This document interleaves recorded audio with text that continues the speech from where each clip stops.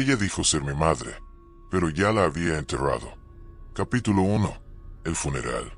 La lluvia caía implacable sobre el cementerio San Rafael, como si el cielo mismo llorara la partida de Elena Morales.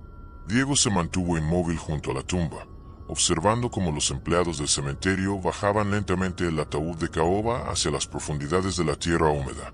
El sonido sordo de la madera rozando las cuerdas le atravesó el pecho como una daga. Carmen, su esposa, presionó suavemente su mano temblorosa. Sus dedos estaban helados a pesar del clima cálido que precedió a la tormenta. Diego apenas sintió el contacto. Toda su atención estaba fija en aquel rectángulo de madera pulida que contenía los restos de la única familia que había conocido. El padre Mendoza murmuró las últimas oraciones, sus palabras mezclándose con el repiqueteo de la lluvia sobre los paraguas negros. Diego recordó vívidamente los últimos momentos en el hospital, 3 días atrás. Elena había luchado contra el cáncer durante 8 meses, su cuerpo desvaneciéndose gradualmente hasta convertirse en una sombra de la mujer fuerte que lo había criado sola. «Perdóname por todos los secretos que guardé, mijo», había susurrado Elena con voz apenas audible, sus ojos hundidos fijos en los de Diego. «Algún día entenderás por qué tuve que mentirte». Esas palabras lo habían desconcertado entonces, y ahora, mientras veía desaparecer el ataúd, lo atormentaban con renovada intensidad. Cuando el último puñado de tierra cubrió la tumba, los asistentes comenzaron a dispersarse silenciosamente. Diego y Carmen fueron los últimos en partir, caminando lentamente bajo la lluvia que había amainado hasta convertirse en una llovizna persistente. Capítulo 2. La primera llamada. 3 semanas habían transcurrido desde el funeral cuando Diego intentaba retomar su rutina como arquitecto. Su oficina en el centro de la ciudad se sentía extrañamente vacía sin las llamadas diarias de Elena preguntando sobre su trabajo o invitándolo a almorzar. Se concentraba en revisar los planos de un nuevo edificio comercial cuando su teléfono móvil vibró sobre el escritorio. El número era desconocido, pero algo en su interior lo impulsó a responder. «Diego, mijo, soy yo, tu madre». Diego sintió como si la sangre se hubiera convertido en hielo en sus venas. «Esto es una broma de muy mal gusto», logró articular, su voz quebrándose. «No es broma, hijo. Estoy viva. Te mentí sobre muchas cosas, pero ahora necesito que vengas a buscarme. Hay personas que me están buscando, y si me encuentran». La línea se cortó abruptamente, dejando a Diego con el teléfono pegado al oído, escuchando el tono de ocupado que resonaba como un eco ominoso. Sus manos temblaron mientras dejaba el dispositivo sobre el escritorio. Gotas de sudor frío comenzaron a formar perlas en su frente. Carmen entró en la oficina en ese momento, sonriente y cargando café para ambos. Su expresión cambió inmediatamente al ver el rostro descompuesto de su esposo. «¿Qué pasó, Diego? Estás pálido como un fantasma». Diego consideró contarle sobre la llamada, pero las palabras se atoraron en su garganta. ¿Cómo podía explicar algo que él mismo no comprendía? En lugar de eso, murmuró algo sobre el estrés del trabajo y trató de sumergirse nuevamente en los planos arquitectónicos. Pero esa noche, mientras Carmen dormía plácidamente a su lado, Diego permaneció despierto con los ojos fijos en el techo, repitiendo una y otra vez las palabras que había escuchado. «Te mentí sobre muchas cosas». Capítulo 3. Dudas enterradas. El insomnio se había apoderado de Diego durante los últimos 3 días. Cada vez que cerraba los ojos, escuchaba la voz de Elena llamándolo. La duda crecía como una semilla venenosa en su mente, alimentándose de pequeños detalles que ahora parecían siniestros. A las 3 de la madrugada del jueves, Diego no pudo soportar más la incertidumbre.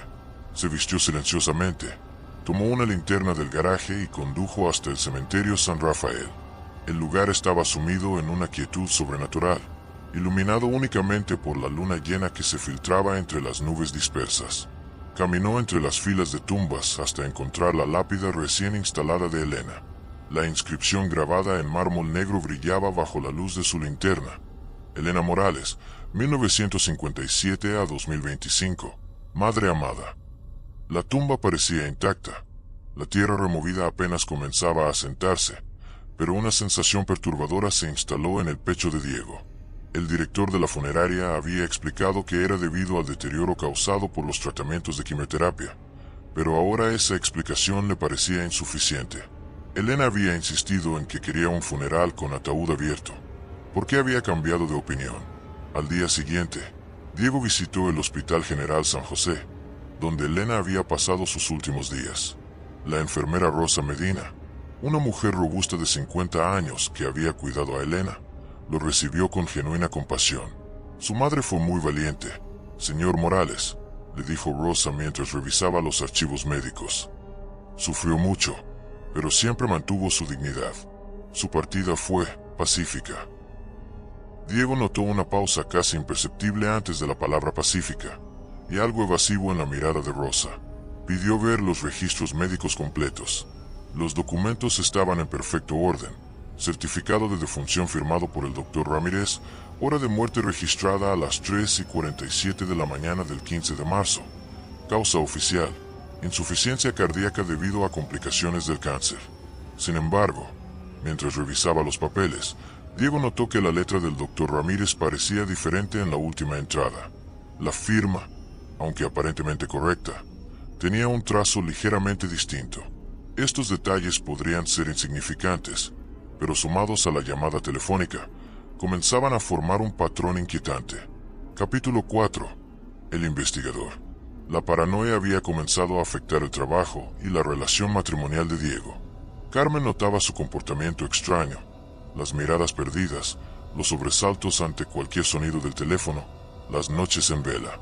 Después de una discusión particularmente tensa, donde Carmen le suplicó que buscara ayuda profesional, Diego tomó una decisión desesperada.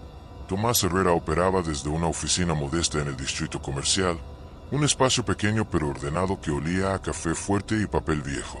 Era un hombre de 45 años con aspecto descuidado, barba de 3 días, camisa arrugada y ojos grises que parecían capaces de penetrar cualquier mentira. Su reputación como detective privado era sólida. Había resuelto casos que la policía había archivado como imposibles. «Quiere que investigue si su madre muerta está realmente muerta», repitió Tomás después de escuchar la historia de Diego, arqueando una ceja con expresión pensativa. «He visto casos más extraños, créame». Diego le entregó todos los documentos relacionados con la muerte de Elena, el certificado de defunción, los registros hospitalares, las facturas de la funeraria Los Ángeles Eternos, incluso fotografías del funeral. Tomás examinó cada papel con la meticulosidad de un científico forense. «Hay algo que debo decirle, señor Morales», comentó Tomás después de un análisis silencioso de 20 minutos. «Estos documentos son demasiado perfectos. En mi experiencia, la muerte nunca es tan ordenada en el papel. Siempre hay inconsistencias menores, errores humanos, detalles que no encajan perfectamente». Tomás señaló varios aspectos sospechosos: la letra uniforme en todos los documentos, sugiriendo que fueron escritos de una sola vez, la ausencia de correcciones o enmiendas, típicas en registros médicos auténticos, y la coordinación sospechosamente perfecta entre el hospital y la funeraria. «Sugiero que comencemos investigando Los Ángeles Eternos», propuso Tomás, guardando los documentos en una carpeta manila. «En mi experiencia, las funerarias involucradas en actividades fraudulentas suelen ser el eslabón más débil en este tipo de conspiraciones». Capítulo 5. La funeraria sospechosa. Los Ángeles Eternos se ubicaba en una zona industrial de la ciudad, un edificio de ladrillo rojo de 2 plantas con ventanas empañadas que impedían ver el interior. El letrero de neón parpadeaba intermitentemente, creando sombras danzantes en la entrada principal. El señor Vega, propietario del establecimiento, era un hombre bajo y calvo de 60 años, con manos perpetuamente húmedas de sudor y una sonrisa que nunca alcanzaba sus ojos pequeños y nerviosos. Los recibió en su oficina, un espacio abarrotado de formularios, catálogos de ataúdes y fotografías de arreglos florales. «Por supuesto que recuerdo a la señora Morales», dijo Vega, frotándose las manos mientras hablaba. «Un caso muy triste. Una familia tan linda, tan unida». Tomás hizo preguntas técnicas sobre el proceso de embalsamamiento y preparación del cuerpo. Las respuestas de Vega se volvieron progresivamente más evasivas, y el sudor en su frente aumentó visiblemente. «El estado del cuerpo, bueno, usted entiende», murmuró Vega, evitando el contacto visual. «El cáncer es muy agresivo. Los tratamientos dejan marcas». Recomendamos encarecidamente el ataúd cerrado para preservar la dignidad de la difunta y los recuerdos felices de la familia. ¿Tomaron fotografías del proceso de preparación?, preguntó Tomás casualmente. Vega se puso visiblemente nervioso, derramando café sobre algunos papeles. ¿Fotografías? No, eso no es nuestra política estándar. Después de salir de la funeraria, Tomás compartió sus impresiones con Diego mientras caminaban hacia el auto. Ese hombre está escondiendo algo significativo, murmuró Tomás. La ausencia de documentación fotográfica es altamente irregular.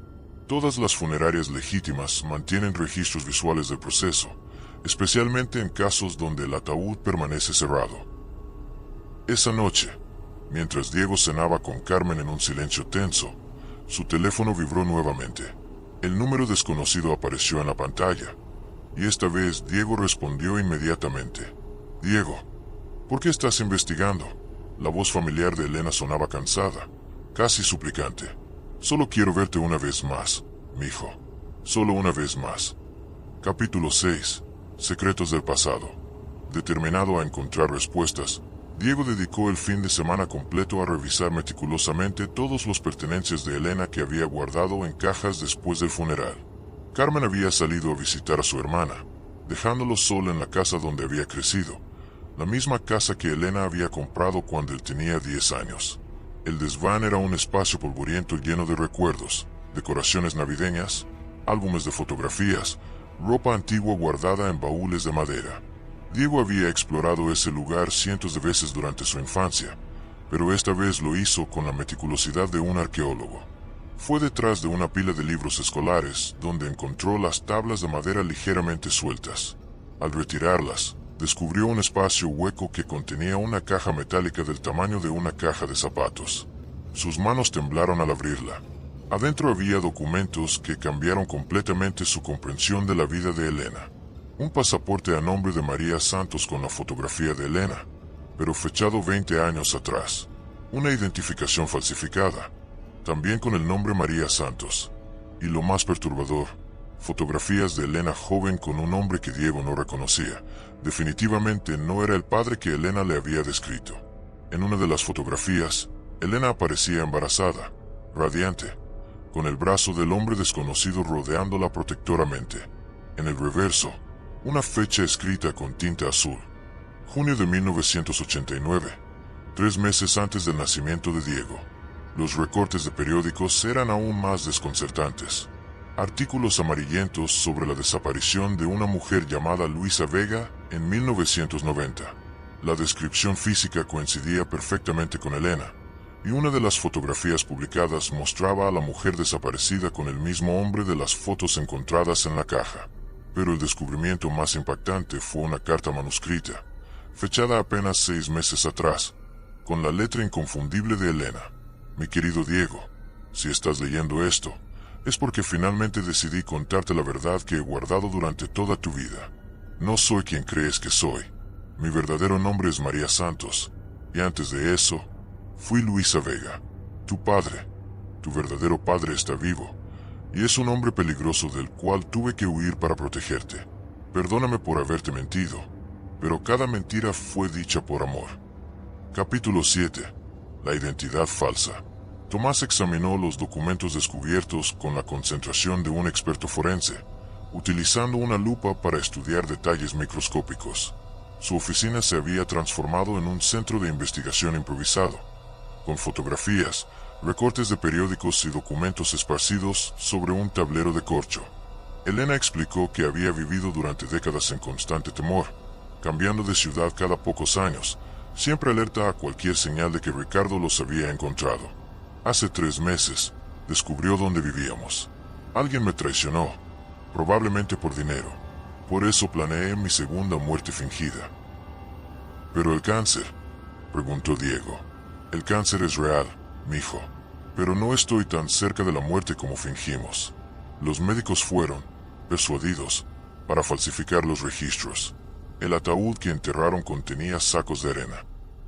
Elena se acercó a Diego y tomó sus manos. Ricardo está aquí, en la ciudad. Sabe que tienes mi sangre, y eso te convierte en un objetivo. Capítulo 10. El peligro se acerca. Al día siguiente, Diego intentaba concentrarse en su trabajo cuando su secretaria anunció que tenía visitantes. Antes de que pudiera responder, la puerta de su oficina se abrió y entró un hombre mayor impecablemente vestido, acompañado por dos individuos más jóvenes con la postura rígida de guardaespaldas profesionales. Ricardo Vega era exactamente como Diego lo había imaginado después de ver las fotografías, imponente a pesar de sus 70 años, con cabello plateado perfectamente peinado, traje italiano hecho a medida, y ojos que parecían capaces de congelar la sangre. Su sonrisa era educada, pero no alcanzaba esos ojos fríos. «Señor Morales», dijo Ricardo, acomodándose en una silla sin ser invitado. «Creo que conoció a mi esposa anoche». Diego intentó mantener una expresión neutra, pero sintió que sus manos comenzaban a sudar. «No sé de qué está hablando». «Luisa siempre fue muy dramática», continuó Ricardo como si Diego no hubiera hablado. «Fingir su muerte no una, sino 2 veces. ¡Qué creatividad! Pero ahora que sé definitivamente que está viva, necesito que me diga dónde puedo encontrarla». «Le repito que no sé de qué habla», insistió Diego, pero su voz tembló ligeramente. Ricardo sonrió con una expresión que helaba la sangre. «Su hermosa esposa Carmen trabaja en el Banco Central, ¿verdad? ¡Qué edificio tan alto! Tantas ventanas. Sería una verdadera tragedia si algo le pasara». La amenaza era cristalina. Ricardo se puso de pie y dejó una tarjeta de visita sobre el escritorio de Diego. 24 horas, señor Morales. Después de eso, su familia comenzará a pagar por los pecados de su madre. Después de que salieran, Diego llamó inmediatamente a Tomás, después intentó contactar a Elena, pero el número desde donde había llamado estaba fuera de servicio. Se sentía atrapado entre 2 fuerzas que no comprendía completamente, con Carmen en peligro por secretos que no eran suyos. Capítulo 11. La protección. Diego decidió contarle toda la verdad a Carmen esa noche. Su reacción inicial fue de incredulidad, luego terror, pero finalmente una determinación feroz que Diego no esperaba. «Si esa mujer es realmente tu madre y está en peligro, tenemos que ayudarla», declaró Carmen. «Y si ese hombre amenaza a nuestra familia, tenemos que detenerlo». Tomás sugirió involucrar a su contacto en la policía, la detective Rivera, una mujer de 40 años con reputación de incorruptible. Rivera había estado investigando a Ricardo Vega durante años sin éxito. «Ricardo Vega está en la lista de personas buscadas por la Interpol», explicó Rivera durante una reunión en la oficina de Tomás. «Nunca hemos podido reunir evidencia suficiente para arrestarlo, pero si su madre testifica». El problema era encontrar a Elena. Diego regresó al parque. Buscó en todos los lugares que habían significado algo durante su infancia, pero ella había desaparecido nuevamente. Finalmente, siguiendo una corazonada, Diego fue al cementerio San Rafael cerca de medianoche. Encontró a Elena escondida en la cripta abandonada de la familia Mendoza, no lejos de su propia tumba falsa. Estaba más débil que la noche anterior. El cáncer realmente la estaba consumiendo, solo más lentamente de lo que habían fingido. «No tengo mucho tiempo, Diego», admitió Elena. «Pero antes de irme de verdad, quiero que Ricardo pague por todo el daño que ha causado». Elena accedió a testificar contra Ricardo, pero solo si Diego podía garantizar la seguridad de Carmen. Era un riesgo enorme, pero parecía ser la única manera de terminar con décadas de huida y miedo. Capítulo 12. El plan. El plan era arriesgado pero necesario. Diego llamaría a Ricardo diciendo que estaba dispuesto a entregar a Elena a cambio de la seguridad garantizada de Carmen. El encuentro sería en el cementerio San Rafael, un lugar simbólicamente apropiado pero también estratégicamente ventajoso, múltiples rutas de escape y numerosos lugares donde la policía podría esconderse. Elena insistió en participar personalmente en la confrontación. «He vivido escondida durante 35 años», declaró con una determinación que recordó a Diego a la mujer fuerte que había conocido en su infancia. «Es hora de enfrentarlo cara a cara». La detective Rivera posicionó agentes especiales disfrazados por todo el cementerio, detrás de mausoleos grandes, en los árboles, incluso algunos fingiendo ser empleados de mantenimiento nocturno. Tomás fue asignado para proteger a Carmen, llevándola a una casa segura en las afueras de la ciudad. Diego hizo la llamada desde un teléfono público para evitar rastreo. «Ricardo, tengo lo que quiere. pero será según mis términos. Muy bien, nieto, respondió Ricardo con voz que goteaba desprecio. Cementerio San Rafael, medianoche. Y Diego, si esto es una trampa, su esposa será la primera en morir.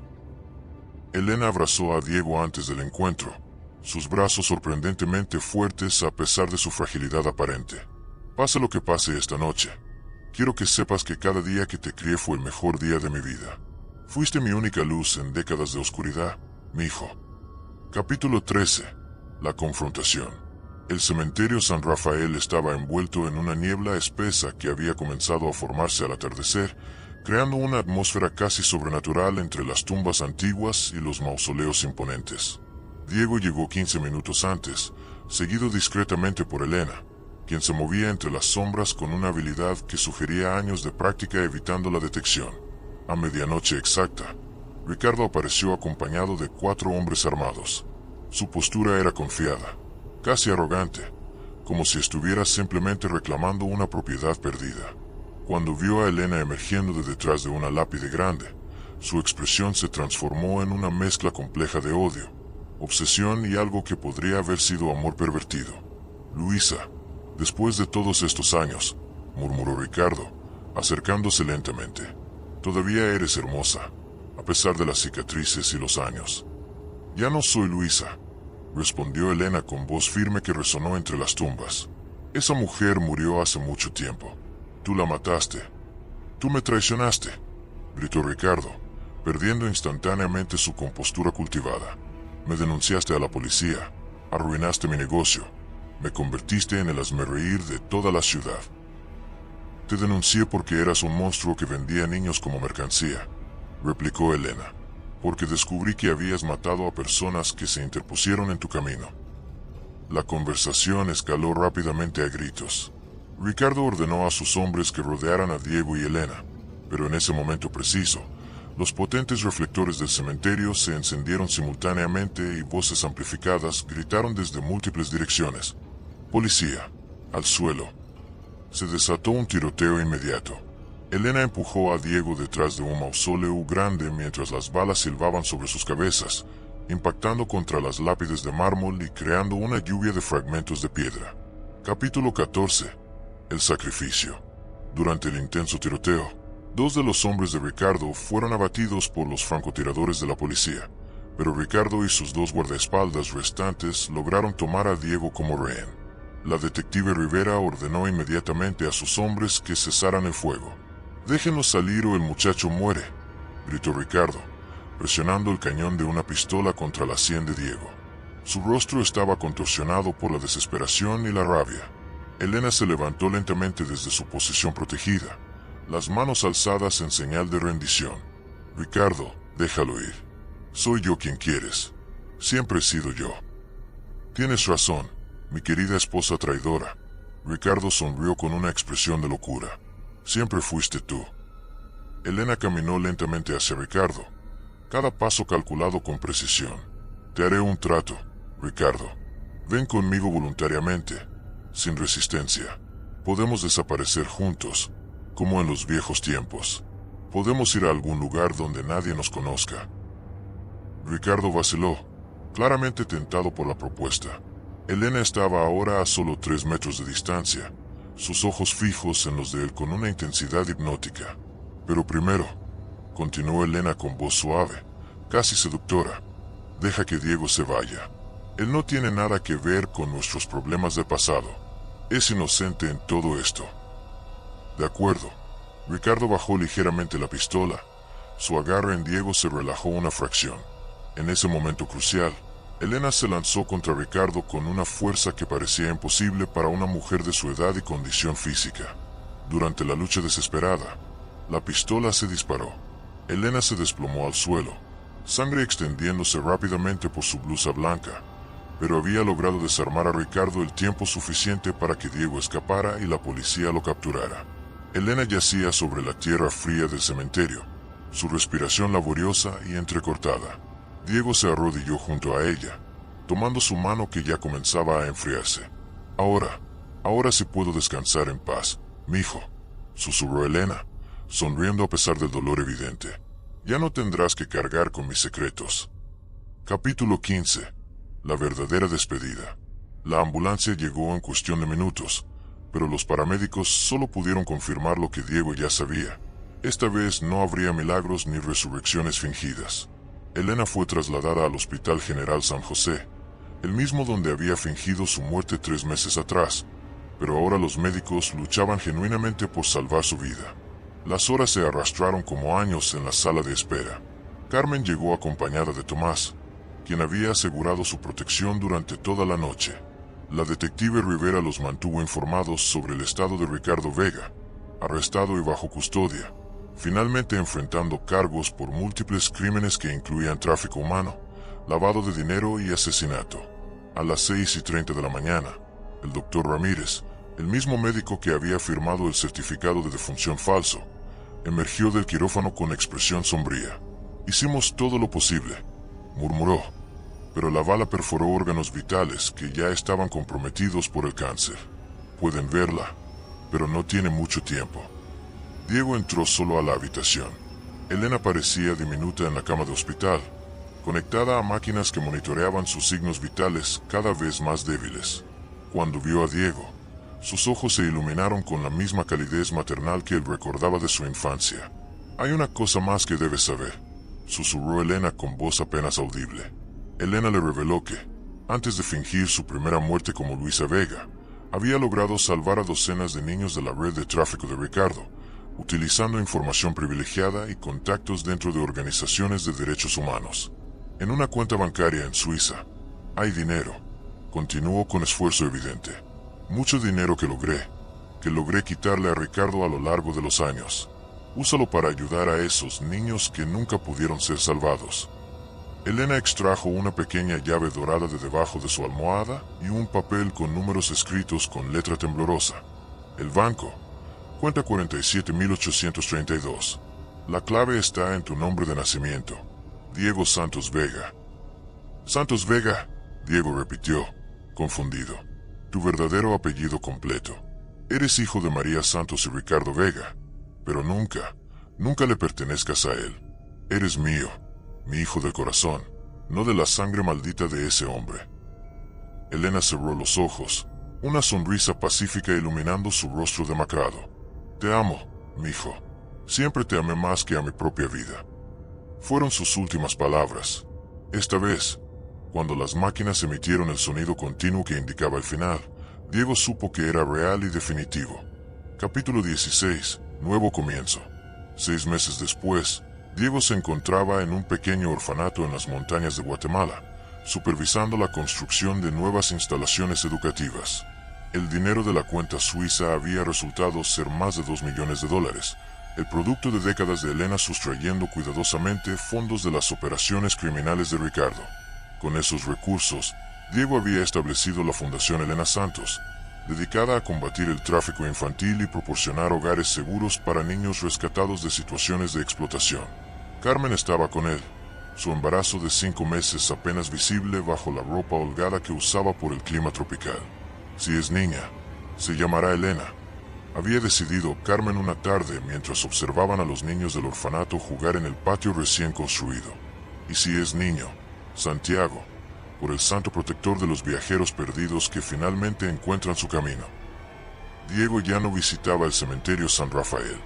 En su lugar, había plantado un jardín de jazmines blancos, las flores favoritas de Elena, en el patio trasero de su casa. Cada mañana, mientras las regaba, mantenía conversaciones silenciosas con la mujer que lo había criado con tanto amor y tantos secretos. Tomás seguía siendo un amigo cercano, visitándolos ocasionalmente para compartir café fuerte y historias sobre casos nuevos. A veces, Diego le contaba recuerdos de su infancia con Elena, los verdaderos, los felices, los que no habían sido contaminados por las revelaciones posteriores. Ricardo Vega había sido condenado a prisión perpetua sin posibilidad de libertad condicional. Su red criminal fue completamente desmantelada, resultando en la liberación de más de 50 niños y el arresto de docenas de cómplices en 3 países diferentes. En el último día antes de regresar a casa después de su tercer viaje a Guatemala, Diego encontró una carta deslizada bajo la puerta de su habitación de hotel. No había remitente, pero reconoció inmediatamente la caligrafía, aunque más temblorosa que antes. Mi querido Diego, si estás leyendo esto, significa que encontraste tu verdadero propósito en la vida.